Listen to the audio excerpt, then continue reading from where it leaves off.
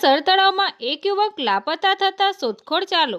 Ghogha sir તળાવમાં એક યુવક માલઢોર ચરાવતા અચાનક લાપતા થતા શોધખોળ ચાલુ।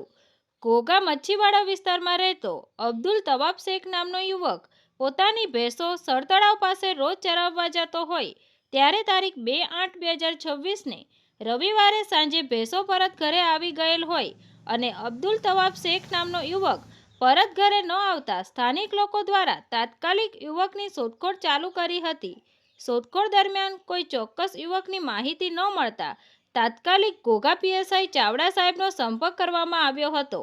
ત્યારે ઘોઘા પીએસઆઈ ચાવડા સાહેબ તાત્કાલિક તેમની ટીમ સાથે ઘટના સ્થળે દોડી આવ્યા હતા અને ઘોઘા પીએસઆઈ ચાવડા સાહેબ દ્વારા અન્ય અધિકારીઓને જાણ કરવામાં આવતા તાત્કાલિક ઘોઘા મામલતદાર ઠુમ્મર સાહેબ, ઘોઘા ટીડીઓ દિલીપભાઈ પંડ્યા સાહેબ,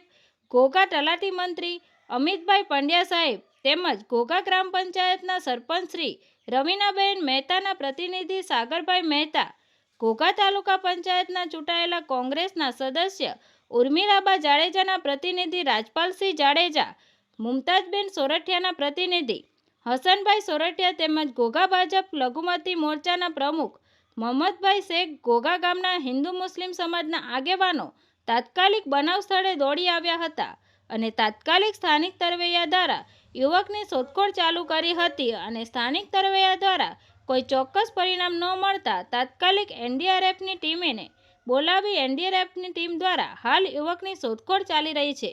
તંત્રી મહેબૂબ રફાઈ સાથે news reader Sneha Patel, Tapasvi Gujarat news, Ghogha.